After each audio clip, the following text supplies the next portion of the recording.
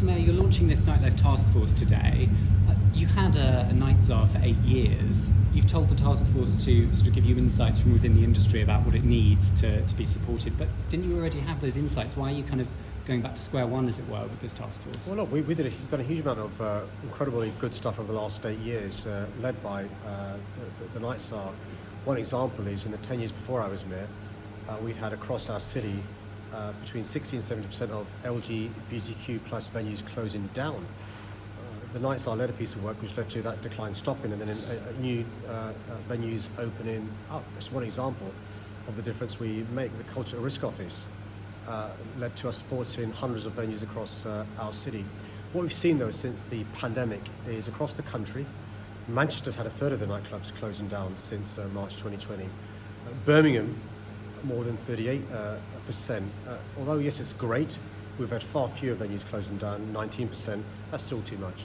And so what I've asked the independent nighttime task force to do, and all of them are experts in their own right, industry leaders, people who co-founded and run clubs like this, those that run smaller diverse venues, to come back with a series of recommendations after you've addressed and examined the issues facing this industry. Look, the fact that we are the greatest city in the world doesn't make us immune from the pressures of the nighttime economy, Brexit, the pandemic, the cost of living crisis, the cost of doing business crisis, business rates going through the roof, rents going through the roof, planning concerns, licensing concerns. So go away, do the piece of work and come back with recommendations. I'm still not totally clear though on what they can give you that your night czar couldn't. I mean, she had come from the nightlife sector herself. She was regularly liaising with and engaging with different night venues and councils. What is it that a task force will give you that a new night czar couldn't? Well, the manifesto that I wrote was written when we had a night czar, so it was always the intention, even with a night czar, yes, to have the independent task force, because look, you've got in a room, in the same place, experts from across London's nighttime economy. Never before has a group as expert as this ever come together. I call them the Avengers Assemble.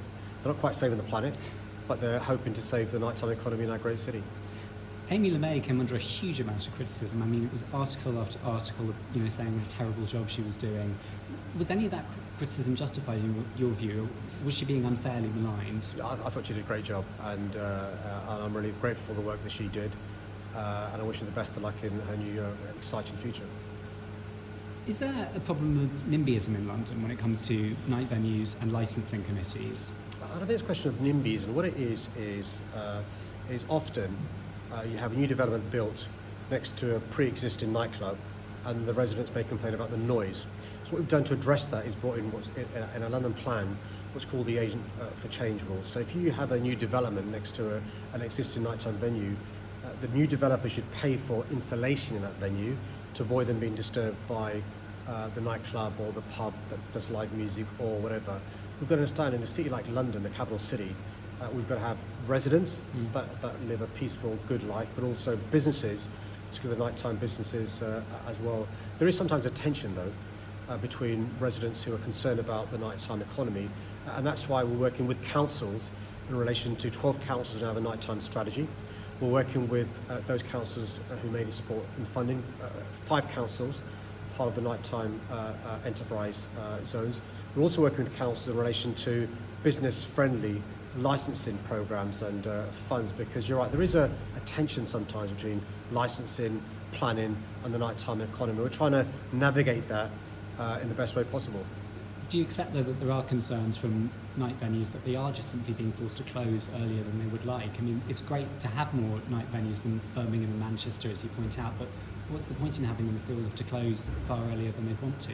Well, what I've just been told is actually customers' patterns have changed as well. Many of us go to work the next day, and so actually a venue closing at 10 is sometimes good for us. I mean, here at Fabric, it's not unknown for the Sunday night club to close at 10 because people's lifestyles have changed. And that's one of the things that the Commission will look into, is how post-pandemic people's lifestyles have changed. You've heard the phrase Thursday's a new Friday, for example. More and more people now work from home on different days of the week. So our suburbs have changed. You'll have seen the proliferation of really good sandwich places in and out London, which were just the monopoly used to be just in the centre. So our city is changing. That's one of the things that we want the independent commission, nighttime commission look into. Give you an example of how it's changed. We've had new venues opening in Harringay, in Peckham, in Hackney, not quite in Zone 1. That's an example of how people's lifestyles have changed.